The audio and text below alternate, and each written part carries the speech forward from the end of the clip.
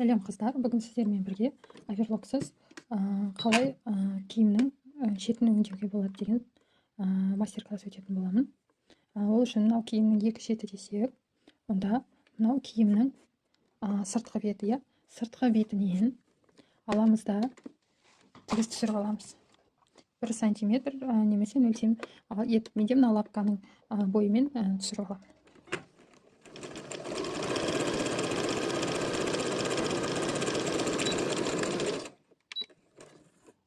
Содан кейін барып, мына жерді 0,3 миллиметрге дейін кесіп алып тастаймын.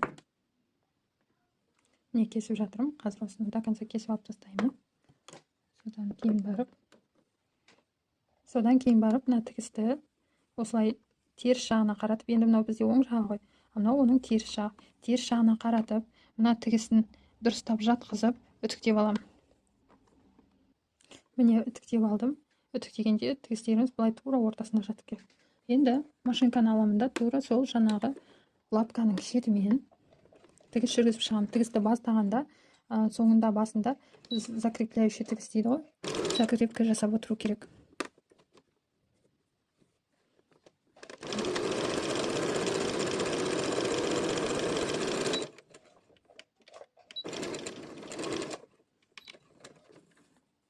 Міне дайын болды. Енді былай қарасаңыздар, мынау киімнің іш жағы болады. Сырт жағынан бұл былай болады. Сырт жағы міне тап-таза.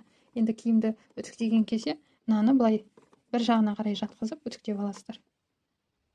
Міне осылайша біздің тігісіміз оверлоксыз өңделді. Көп люксовый обработкадағы киімдерде ойыс жерлерінде, яғни дөңгеленген жерінде бейканы қолданып, ал түзу жерінде осы французский шов деп атайды, осы французский шовты қолданылады. Міне осылай әдемі болып шығады. Келесі әдіс тігістің шетін зигзаг тігісімен өңдеу. Ол үшін мынау зигзагтың ара қашықтығы 3,5, ал тігістің ара қашықтығы 1,4 болатындай етіп алынған. Ол зигзаг тігісі мынау. Сол арқылы материалымызды қойып, тура лапканың шетімен қоямыз. Лапканы шетімен қоямыз да бастаймыз. Міне осындай тігіс шықты. Бұл тігісті аламыз да мына жерден кесіп аламыз аккуратно.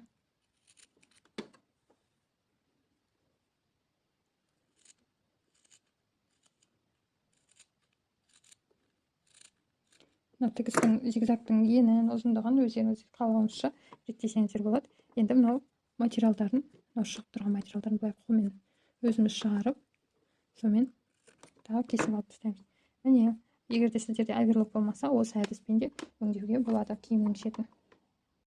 Мынау менде жаңағы қызыл жіппен, именно осы қызыл түсті материалға тігіп алынған зигзаг тігісі. Бұның жаңа қарап тұрсаңыздар, бірінші тігісі мына жерден көріне қоймайды екен. Тігістің ені мен ұзындығын өздеріңіздің қалауыңызша реттеп аласыздар. Матаға именно осы түстес жіпті таңдап алып зигзаг істеген кезде мына жерін аккуратно кесесіздер. Жіпке тиіп кетпейтіндей етіп, жіптен 1 миллиметр алшақтықта етіп кесіп аламыз. Міне, ол мүлдем байқалмайды. Ал тігіс шешіліп те кетпейді және аккуратно көрінеді. Сіздерде машинкада мынандай лапка міндетті түрде жүреді. Ал кейбір машинкаларда мынандай лапка болады қосымша. Бұл оверлоктың тігісі имитация жасайтын лапка деп есептелінеді. Жаңағы мына лапканы алған кезде арқасында қара кнопкасы болады, немесе любой түсті кнопка, соны баса аласыздар. Содан кейін келесі лапканы осылай мынаны түсірген кезде өзі киіледі. Иненің тігісі дұрыс тұру керек. Мына жерге ине мынау неге ұрылып қалмау керек. Сол үшін қолмен алдын ала тексеріп аласыздар. Мен тігісті бастап кеттім. Зигзаг, ені 5, 5-те 2. Ұзындығы 2, ені 5.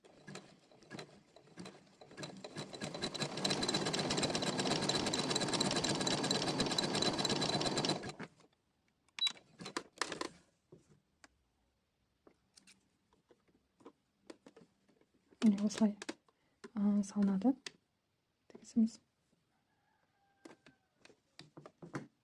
Лапкамен тіккенде бұның бір артықшылығы, сіздің именно мынау матаның шеті мына жерде тұру керек. Сонда осы жерде тұрғанда сіз матаны кейін кесіп отырмайсыз. Заранее мынандай шашылып тұрған жіптерін кесіп алып тастасаңыз болады. Негізі мынаны ең шетіне қоясыз да осылай тіге бересіз. Матаңыз именно осы жерден өтіп керек.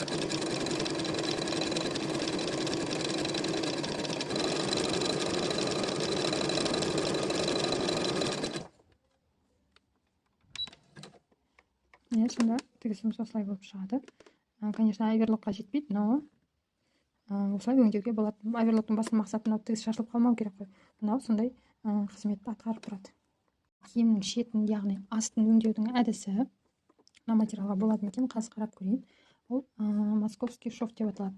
Бірінші мынау неге тігіс түсіріп аламыз. Мына лапканы алып тастайын. Енді мұнда направляющий лапка бар. Мына лапка ең күшті лапка. Мына жерде сызығы бар. Соны қояйын. Сөйтемді орнына қойып алып, мына жерден сөйтеміз, мына жерден түсіріп шығамыз.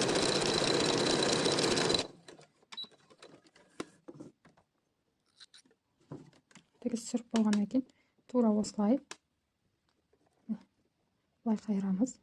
Сөйтеміз да тура жаңа тігілген тігістің үстінен тағы тігіс түсіріп шығамыз. Енді мен мына жағын кесіп алып барлығы осындай мастер-класста күшті қылып хлопок матасына істейді. Себебі барлық мата бірдей емес қой. Әр мата әртүрлі.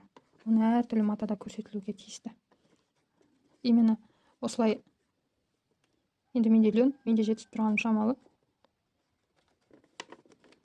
Тура осы тігістің үстіне қоямыз. Тігістің үстіне қойғаннан кейін мына жағын дұрыстап аламыз. Натяжение нитей жаңа босатқан болатын зигзаг істегенде. Жаңа зигзаг істегенде натяжение нитей бірге қойып істейміз. А то неңіз тартылып қалады. Мынау тігіс өте тонкий істелінетін тігіс. Көбінесе ана шелктарға сондай нелерге орындалады. Міне мынау направляющий лапканың мынау несі тура осы жіптің үстінен өту керек. Мынаны алдын ала үтіктеп алсаңыздар да болады. Үтіктеп алса күшті болады сияқты.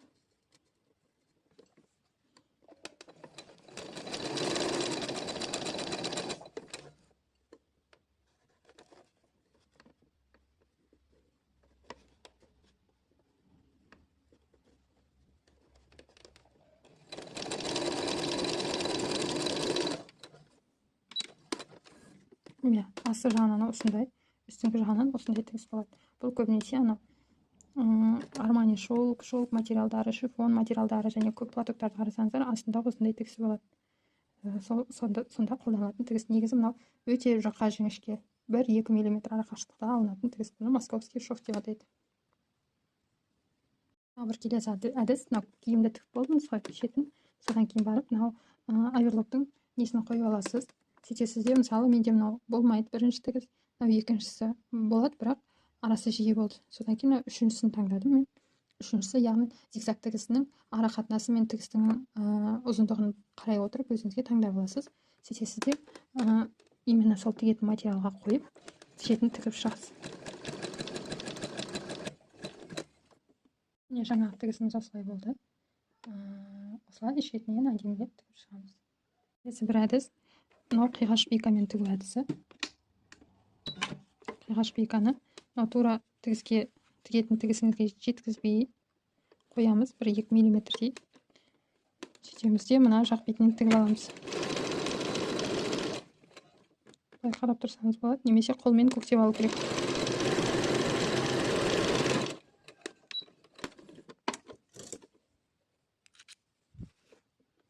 Содан кейін барып, біздің негізгі тігісіміз, қиғаш пейканы былай аударамыз.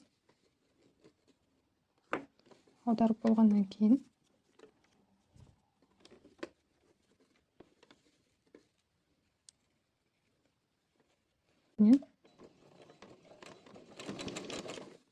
бір миллиметр қалдырып тігіп шығамыз.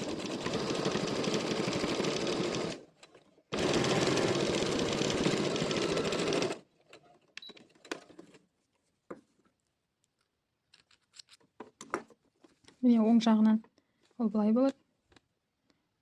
Алдыңғы жағынан ол былай болады. Артқы жағынан міне осылай түседі. Осылай пейканы тігіп аламыз. сонда үстіңгі жағынан мына бейкасы мүлдем көрінбейді. Бейканы тігу әдісі көбінесе қатты орташа қалыңдықтағы материалдарға тігіледі.